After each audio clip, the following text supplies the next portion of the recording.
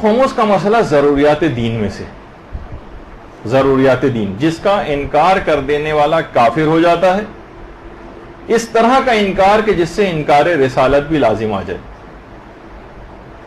تو وہ تو ابھی ہمارا اس جملے کی تشریح کا بھی موقع نہیں ہے. تو خمس ضروریات دین میں سے بھی.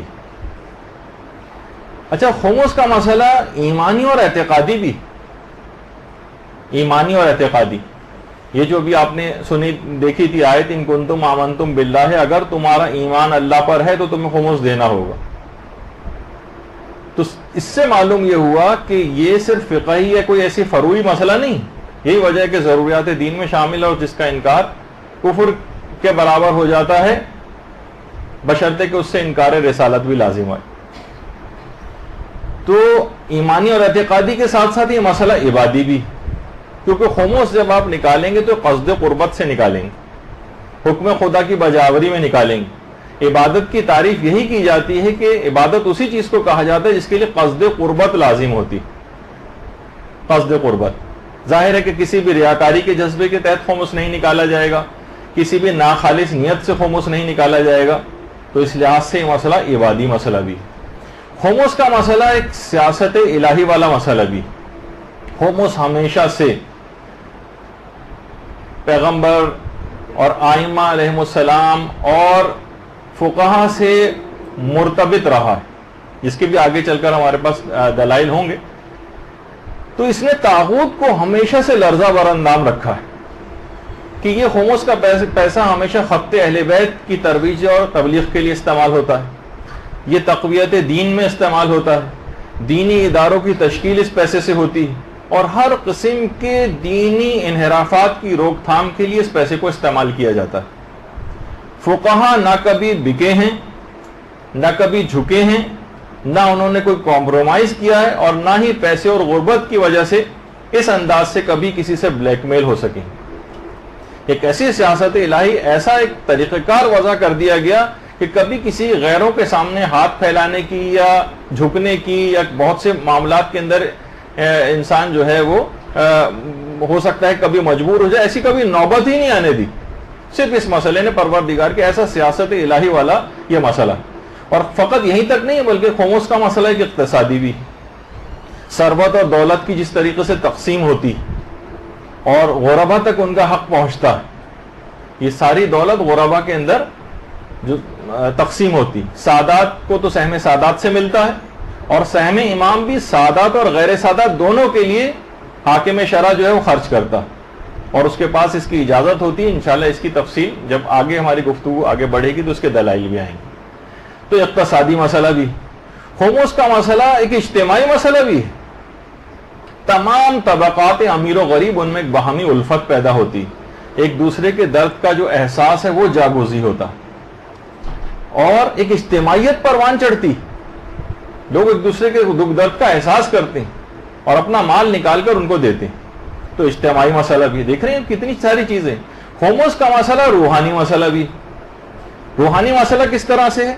خمس دینے سے بخل دور ہوتا ہے. آپ کے اندر جو انتہائی مذموم اخلاقی برائی ہے، بخل، کنجوسی، وہ آپ کے اندر سے نکلتی چلی جاتی. آپ کے اندر سے حب دنیا کم ہونے لگتی. ظاہر ہے جب انسان پیسہ دوسروں پر خرچ کرے گا تو دنیا کی محبت اس سے کم ہو جاتی، اور روح سخاوت اس کے اندر پیدا ہونے لگتی، جو کہ ایک انتہائی بہترین اخلاقی صفت، اور جس سے نہ جانے کون کون سی صفات کا ظہور ہوتا ہے. تو خمس کا مسئلہ ایک روحانی مسئلہ بھی. خمس مراجع اور مراکز سے رابطے کا ایک بہت بڑا سبب ہے. اتنا بڑا فائدہ ہے، اور غالباً یہ وہ واحد چیز ہے کہ باطل جس سے سب سے زیادہ خوفزدہ ہوتا ہے، اور لگتا ایسا ہے کہ جو اس وقت سب سے زیادہ مرجعیت کے خلاف یا خمس کے خلاف بات کر رہے ہیں لوگ، خمس کے خلاف جو بات ہو رہی ہے، وہ سب سے بڑا مسئلہ اس کے اندر مرجعیت کے ساتھ ایک ارتباط کا ہے. جس چیز کو یہ کاٹ کے رکھ دینا چاہتے ہیں کہ نہ آدمی ان کے پاس جائے گا، نہ ان سے رجوع. دیکھیے جب پیسے کے معاملے میں انسان ان سے رجوع کرتا ہے، ان کے اوپر اعتبار کر کے ان تک وہ چیزیں پہنچائے گا کوئی بھی شخص، تو اس کا مطلب یہ کہ دین کے دیگر باتوں کی طرف بھی انہی کی طرف رجوع کرے گا، انہی سے معلوم کرے گا. یہ بات باطل کو سخت ناگوار. وہ ان کو سمجھ میں نہیں آتا کہ آخر مرجعیت کے سلسلے کو کیسے توڑیں. ایک مرجع وہاں پر ایک سمجھیں کہ چھوٹے سے معمولی سے گھر میں کمرے میں بیٹھ کر بھی فتویٰ دیتا ہے تو اس سے 7 سمندر پار والا آدمی بھی جو ہے اس کے فتوے پر مینوانہ عمل کرنے کی کوشش کرتا ہے. یہ ایک ایسی چیز ہے کہ ظالم حکومتیں، حکمران اور باطل ہمیشہ سے بہت سخت پریشانی کا اس بات میں شکار رہا. تو خمس کو اگر کاٹ دیا جائے اور ایک